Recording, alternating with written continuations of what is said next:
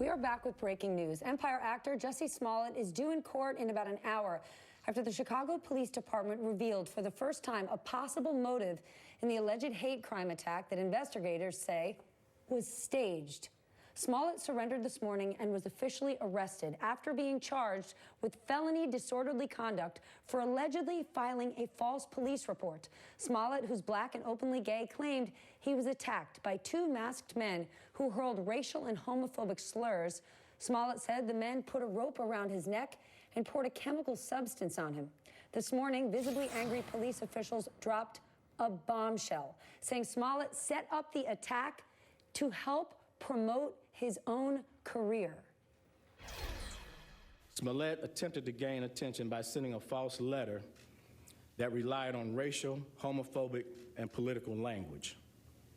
When that didn't work, Smollett paid $3,500 to stage this attack. This stunt was orchestrated by Smollett because he was dissatisfied with his salary.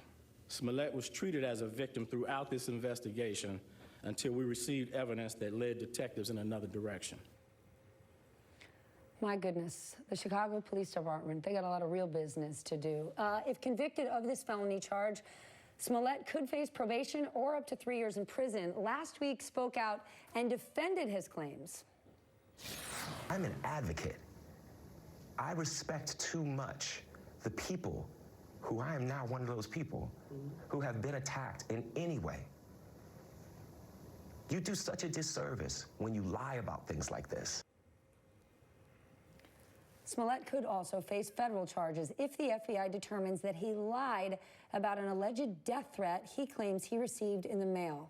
There's a lot to go through. This thing is complicated. Joining me now is Ernest Owens, a writer-at-large for Philadelphia Magazine, and Maya Wiley back with me. She joined me this morning, and I thought the conversation was so good, I'm glad she came back. Senior Vice President for Social Justice at the New School. All right, Maya, now that we know, or the police are saying it was a staged attack, what is next for him? Well, you know, after he appears in court, and we don't know what he'll say, it'll be through his attorneys. The question will really be whether or not there's going to be a trial on the facts of this, or whether or not there's going to be a plea deal. He was charged with a Class 4 felony. It's a felony, but it's a low-level felony. Sometimes these are misdemeanors. We might see a downward plea where he pleads guilty to a misdemeanor. I think the bigger issue here is the larger conversation that this is spurring. Jussie Smollett said it himself when he said, it's critically important not to lie about these things. And it is, because they're actually, we talked about it earlier today, there is a narrative out there that suggests that people who claim that racism is still real in society, or that homophobia is still real in society, or that any of the societal issues that we see trends around in this country are not real. There is literally, in one opinion piece I saw, a headline that said, "Why all the hoaxes?" in relationship to this story. I'm just going to cite one statistic to say why we have a problem of race and homophobia and other hate in this country. Hoaxes, according to Brian Levin, who's a professor in California who's tracked it himself, right? These are not FBI claims, he's tracked reports, has found between 2016 and 2018, 49 hoaxes and 21,000 hate crimes. But by doing this, Ernest, doesn't Jussie Smollett only fuel those who say this is all a hoax, there's nothing real? I don't want to use the word gift, but it's almost a gift to those who deny that there's social injustice. We all know that there is, and we know that hate crimes are on the rise. Absolutely, Stephanie. Thank you for having me on. It's very frustrating. It's a devastation, to say the very least. You know, today marks the anniversary of the assassination of Malcolm X. Nina Simone would have been 86 today. And with all these icons who have, you know, actually done the work and actually have experienced hate crimes in their lives, you know, Jussie Smollett just made himself the 21st century poster child for a hoax. And for people to use this outlier as an implication to other real crimes that actually are happening today.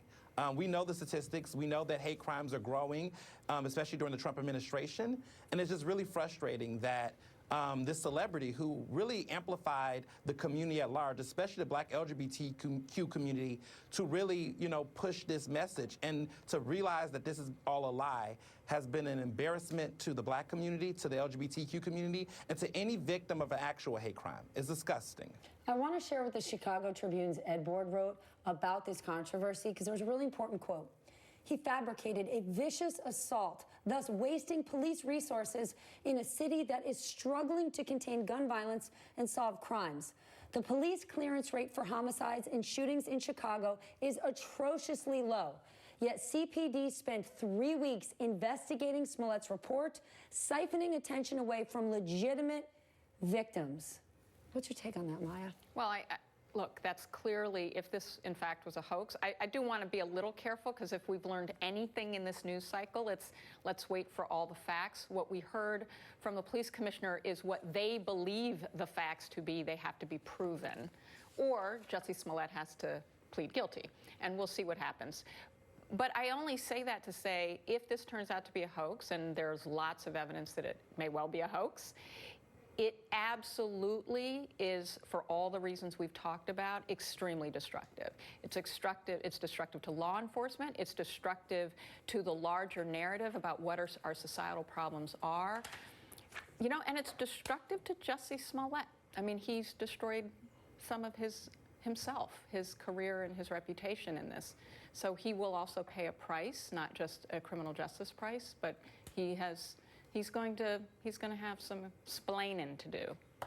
This is a very complicated story. It's complicated for the media. It is. Thank you. Ernest Owens, Maya Wiley, thanks for coming back. This thing's weighing on me. Thank you. All right, a day of reckoning for the Catholic Church. This is also weighing on me, and new revelations are coming in by the minute. A historic conference is underway at the Vatican, focusing on child sex abuse by priests. And Pope Francis is meeting with survivors while promising, quote, "We hear the cry of the little ones." Well, I hope we do more than hear it.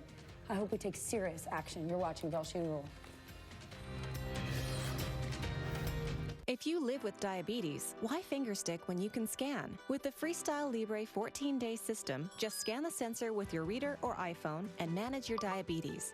With the Freestyle Libre 14-day system, a continuous glucose monitor, you can check your glucose levels anytime without fingersticks.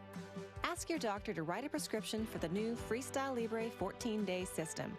You can do it without fingersticks. Learn more at freestylelibre.us.